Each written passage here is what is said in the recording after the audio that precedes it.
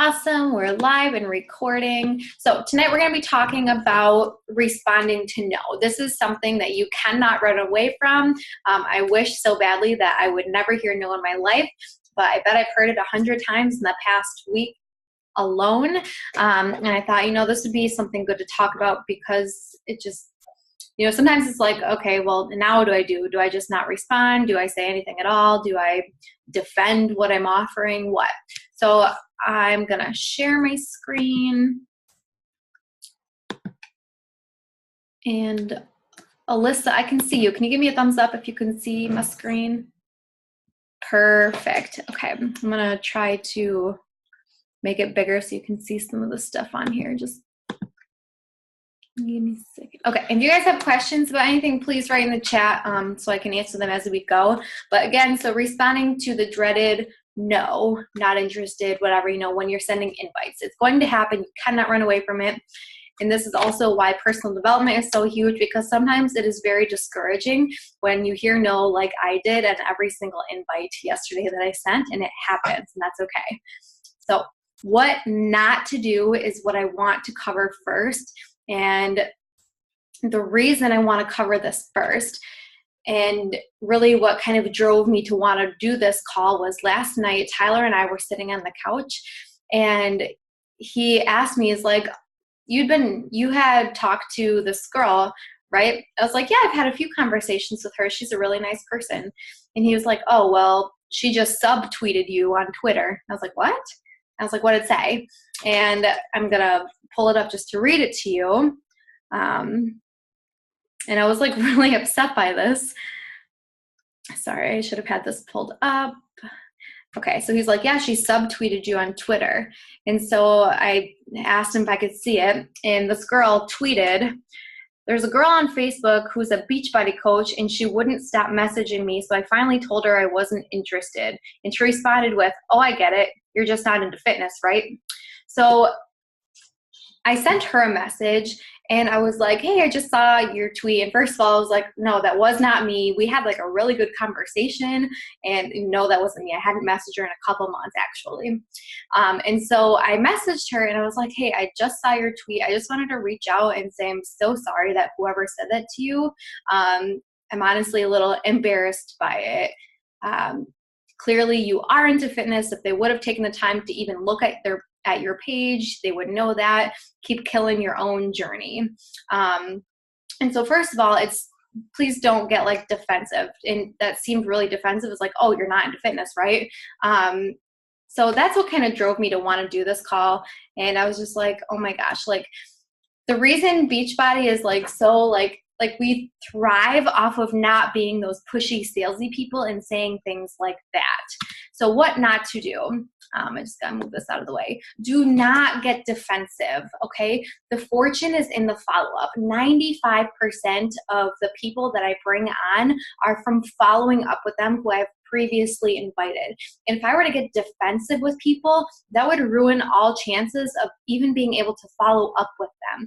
You're gonna hear no, it's inevitable, it's going to happen, it's okay.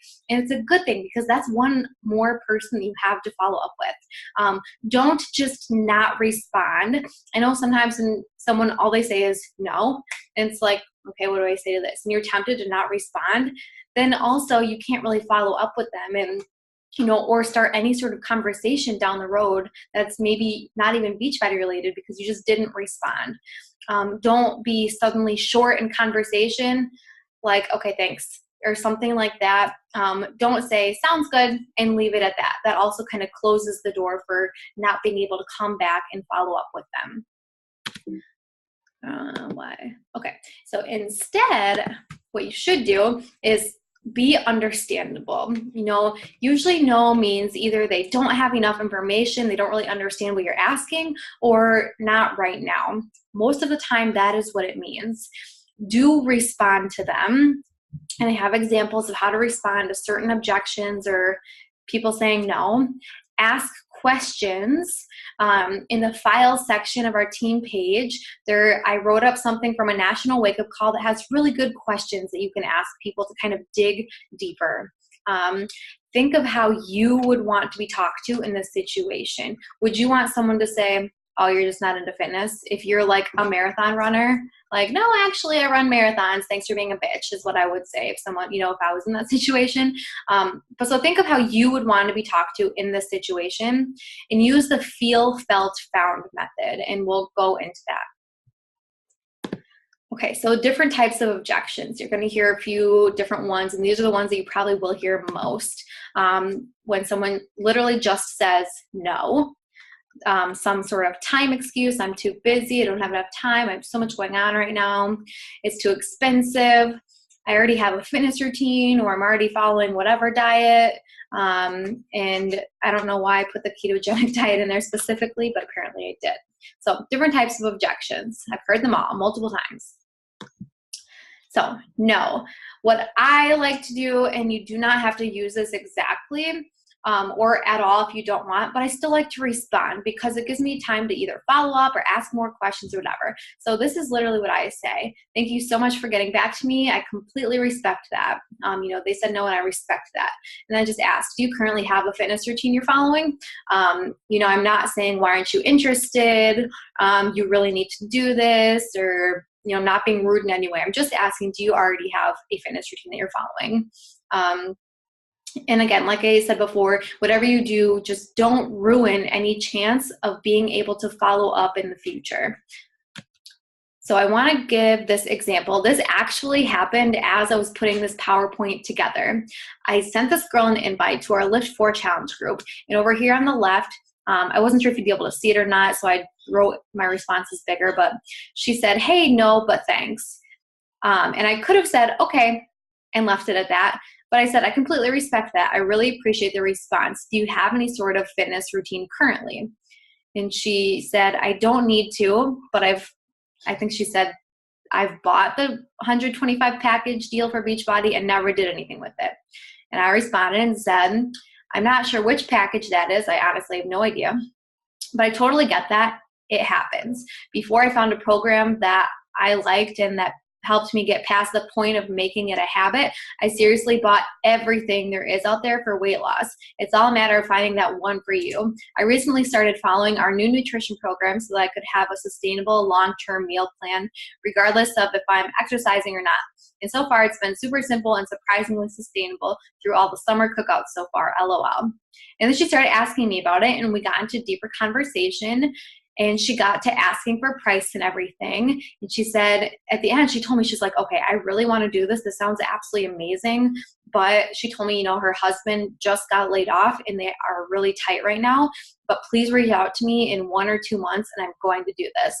And all because I asked a simple question and I did like a, you know, I totally get where you're coming from or like what you're saying. I gave a little background about me and like what I had previously done and turned it to this new nutrition thing, right? So just an example there. And at first she said, hey, no, but thanks, right? So the next one, and this is one from Summit, please feel free to take pictures. And these are examples of, you know, when people give you the busy or they don't have enough time. You know, I totally feel what you mean. When I committed to doing my first challenge, and this is like the feel, felt, found. I totally feel what you mean. When I committed to doing my first challenge group, I just made a job change at my work with more responsibilities. So I felt the same way about adding something more. What I found though, is that it actually ended up saving me time and just making me more productive overall as an employee too. I learned how to meal prep effectively, so that put a lot of time back into my week, and I ended up falling in love with the convenience of the at-home workouts. I had so much more energy from the workouts, clean eating, and Shakeology, so I noticed my productivity and focus were just better all around. Does that help explain the time commitment aspect a bit more? And I think it's really important too to always end in a question, so that gives more of like a need sort of to respond back to you. Here's another example from like someone who says, I'm too busy. Girl, let me tell you, I started my business when I was working 3 side jobs, full-time teaching, and working weekends. Now I'm even getting my master's degree and selling our house. I totally didn't think I had time either. But what I found was coaching gave me time. as my business grew and I worked at it, I was able to give up other things that were taking up all my time and focus on what I really wanted to do. And this was clearly a response to, she had invited this girl to coaching. She said she didn't have enough time and she responded. And I want you to take a look at the different verbiage here. When you say things, please take pictures and, write out your own, but make it in your own words. Like I say things like, girl, listen. And I know, like, I would never expect Rachel to say, girl, listen. Like she just wouldn't say that, but I would. So make it into your own words. Okay, too expensive. Again, feel, felt, found. I totally get that. I actually had to save money for 2 months before I could join my first challenge group. I remember being so upset when she told me the price because I wanted to make a change so bad and just couldn't afford it. What I did find though was when I finally did join, is that I was able to save so much more money by meal planning and not spending so much at the grocery store or in drive-through lines. Do you hit up the drive-through at all? Remember, ending in a question and using the feel, felt, found. Like think of, did you have a price objection? And I know not everyone had a price objection, and that's totally fine. If you did, how did you make it happen? For me, I literally had to give plasma in order to afford groceries when I first joined.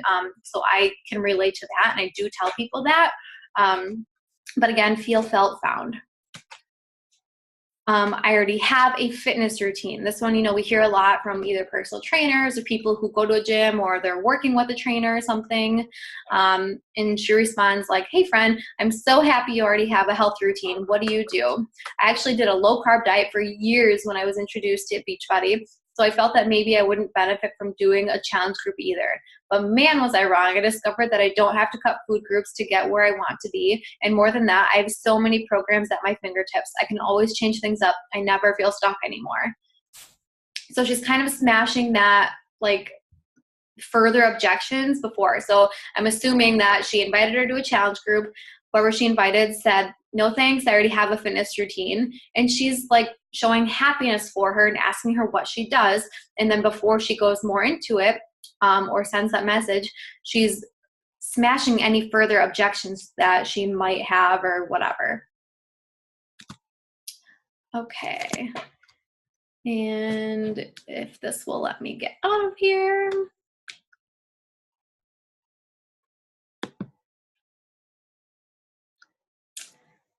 Does anyone have any questions about that at all? It looks. Can you guys hear me? Oh, okay. Emily has a question. I'm going to unmute you. Go ahead. I don't know.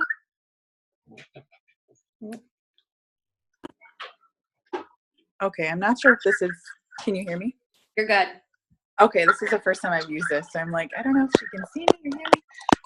My only question was, when you're talking about, like, saying, like, oh, like, I feel like I'm kind of in a weird situation because I'm already a stay-at-home mom.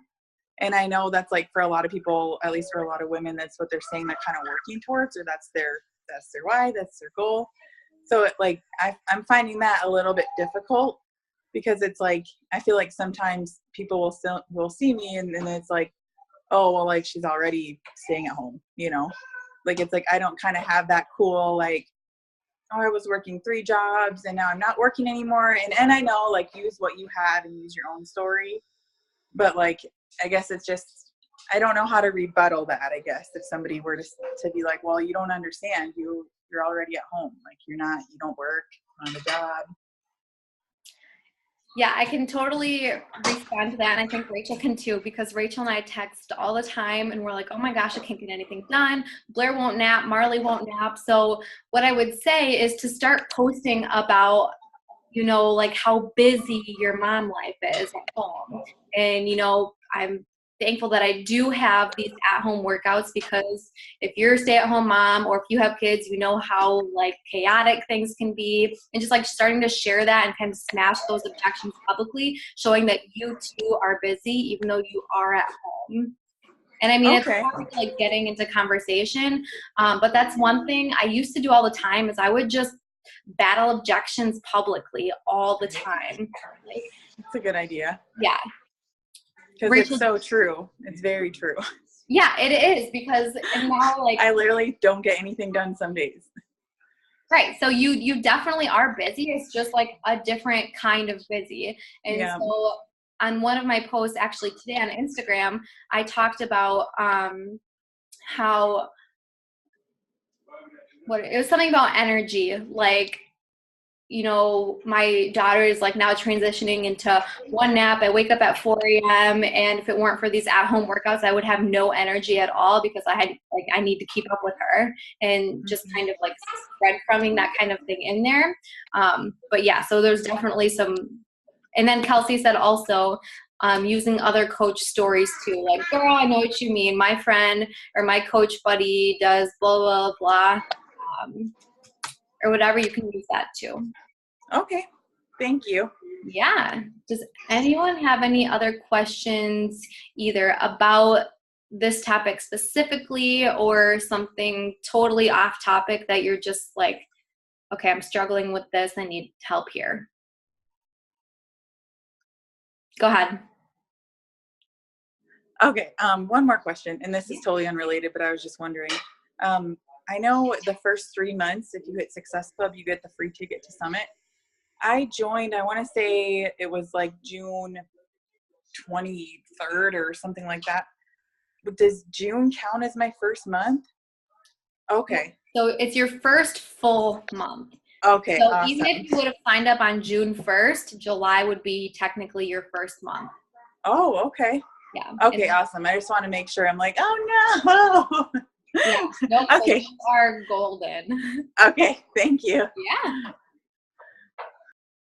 Anyone else?